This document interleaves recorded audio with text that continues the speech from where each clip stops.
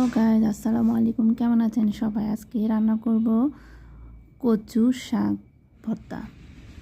এটা সহজভাবে কিভাবে বাঙালির একটা পছন্দের খাবার এটা আমাদের। এই যে কচু শাকের বুদ্ধ বলে অনেকে। এখন আমরা এটা রান্না করব। চলুন, প্রথমে এই কচু শাকগুলোকে আমরা কেটে সুন্দর করে ধুয়ে নিয়েছি।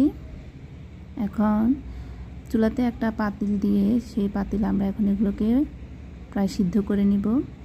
এই যে দেখুন, আমি সবগুলো ঢেলে দিয়েছি। আর এখন একটা ভাজা কাঠি দিয়ে নাড়াচাড়া করে নিচ্ছি। আর এখন দিয়ে দিলাম সামান্য হলুদ দিয়ে আর একটু নাড়াচাড়া করে এখন আমি এগুলো রেখে দিব সিদ্ধ হওয়ার জন্য। এই যে দেখুন, আমার এখানে এই কচুগুলো সিদ্ধ হয়ে এসেছে। এরপর আমি অন্য একটি পাতিলে তেল দিয়ে নিলাম, তারপর দিয়ে দিলাম পেঁয়াজ কুচি। এখন একটু নাড়াচাড়া করে নিলাম। এই যে দেখুন, আমার কচুর শাকগুলো সিদ্ধ হয়ে গেছে, আমি রেখে দিয়েছি একটা বাটিতে। এরপর দিয়ে দিলাম রসুন বাটা 1 চা চামচ, আদা বাটা 1 চা চামচ দিয়ে ভালো করে নেড়ে চেড়ে নেব। এরপর দিয়ে দিলাম স্বাদ মতো লবণ, দিয়ে দিলাম হলুদের গুঁড়া, মরিচের গুঁড়া, ধনিয়া গুঁড়া, জিরার গুঁড়া। প্রায় আমি এখানে আধা চা চামচ করে সবগুলো দিয়ে দিলাম।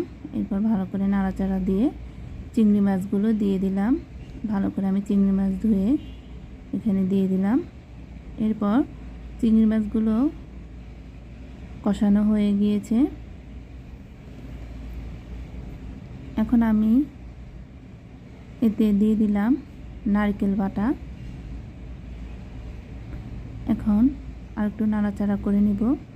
যেহেতু আমার মশলাগুলো দিলে প্রায় লেগে এসেছে, তাই আমি কিছু সামান্য পরিমাণ পানি দিয়ে দেব। এরপর ভালো করে নাড়াচাড়া করে নেব।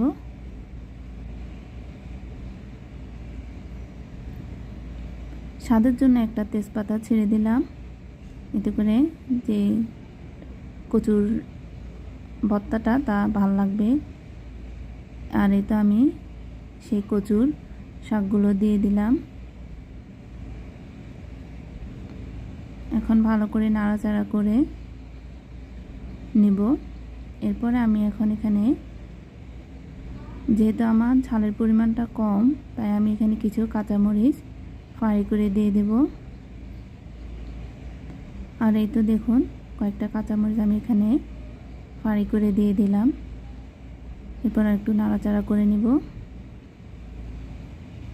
আর একটা লেবু আমি চিপে নিব।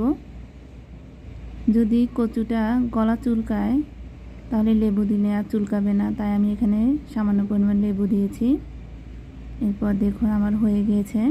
এখন আমি আরেকটা পাতিলে বাগারের জন্য দিয়ে দিলাম তেল আর সামান্য পরিমাণ জিরা, গোটা জিরা দিয়েছি। আর এখানে আমি রসুন দিয়ে দিলাম। এখন আমি যে উপকরণগুলো আমার রান্না করা হয়ে গেছে কচুর, তা এখন দিয়ে দিলাম। রসুন আর জিরার বাগারটা দিলে অনেক সেন্ট পাওয়া যাবে কচুর থেকে। আর এই তো দেখুন, আমার কচুর বুদ্ধা হয়ে গিয়েছে।